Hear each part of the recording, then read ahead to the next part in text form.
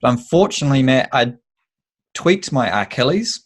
Now, I'm one who doesn't really ever get injured. Um, my body just reacts differently. I get tired rather than injured when I'm overdoing things, Well, maybe it's because you listen to your body when you're tired and you usually stop before potentially. you get injured. Um, but yeah, it tweaked a little bit, and I thought that's a bit sore. Uh, Pushed on. It was maybe at like seven k's, and finished up, and it was so sore. Man, I took 2 days off, Sunday, Monday, Tuesday, yesterday.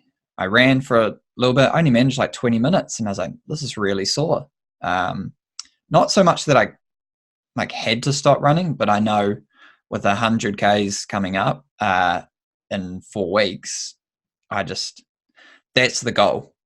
Like that's one of the biggest learnings I've taken away from like my years of experience as being an athlete and a coach is like I want to race really well at the 100 k's and the other races I have before and after it.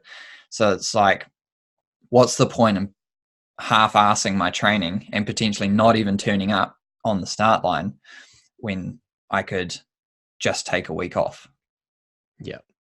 Being and fully like obliterated is going to do way worse for you than it would be like having 1 week of doing nothing. exactly. And part of uh, my takeaways from the Rotorua Marathon, which didn't go so well, was that not resting kind of thing. Like, so last week I didn't run on Sunday because I did the race the time trial on Saturday. Sunday is sore, so I was like, oh, I'll just chill out. And then I see my weekly kilometers and it's at 74 for the week because I had a long run planned for Sunday. Now, when previously over the last sort of 4 or 5 weeks, I was averaging 120 Ks, and you see 74, that looks like a big reduction in my fitness. And it's also really hard to admit, like, I got something wrong. You want to fool yourself, like, no, I'm not injured. Like, I haven't stuffed this up. So it's pretty hard. So you try and like just, I don't know, justify why it happened or how it happened. But I know one of the things I didn't do while I was away on holiday and running a lot was take care of myself. I was on holiday, so I wasn't eating as Smashing well. chocolate. Yeah. And we had a camper van, so I wasn't doing my yoga, which I've really focused on after Rotorua because I didn't take care of my body. So it's like, in order to be able to run, I set myself a limit of 3 yoga sessions a week because I know it makes a difference for me. Regardless of what people say, like for me, I know there's direct correlation.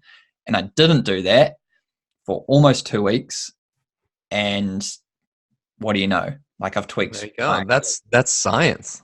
That is science. You must correlation, do yoga. causation. Correlation equal causation. Yep. Yep. Um, so it sucks. There's no way around it. But I also know I rested for 2 days and it got a lot better. I went for a run and it still wasn't quite better. So I know there's also that. It's not like some of those other injuries where you're like, well, it's not getting any worse if I run, and it's not getting any better if I rest. So what do I do? There was that direct relation. So yeah, I had a big run plan this weekend, and obviously it was going to be a bigger week of training, 4 weeks out. It's generally one of my key weeks, and that hurts. It hurts to admit, like I got something wrong. I wasn't able to complete a plan. Now you have this plan written down. You're like, what do you do? And like that plan in your head equals fitness. Like this is my fitness, and I can no longer do this. So I'm now no longer able to achieve my goals or get fit. Yeah. Yeah. I mean, I don't you're know. training. I think that's a lot of people. That's what's happening in my head.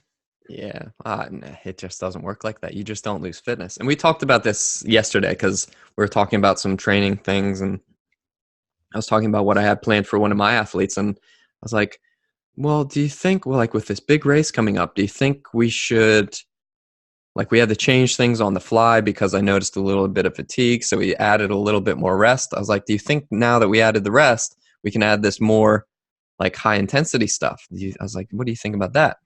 you're like, why? Why does it matter? Like, obviously, like, the rider's fit. Like, what are you adding this extra stuff for? Like, it doesn't really matter. Like, the worst thing to do is to either show up, really tired, or in your case, to show up to the race injured. Yeah. Like, you don't want that. So, like, having that week off, you'll be fine. You know what we did sort of conclude in that discussion was, regardless of how undertrained you are, if you are fresh and you smash yourself in a race, you feel good. Remember? Definitely. But if you're overtrained in any sort of capacity and you can't get the most out of yourself on that day, you feel less than ideal. Yeah. Like, and then you're gonna be way more upset if you feel bad at a race than if you are a few spots back, maybe because for whatever reason, but you felt really good. That is going to be more important, especially when it comes to the bigger events. If you're listening to this and you think back about your best events, more often than not, they're not the personal best. They're that time at which you just went deep, you went to the well, like you were able to just, your body was like, yep, you want to keep pushing, let's go.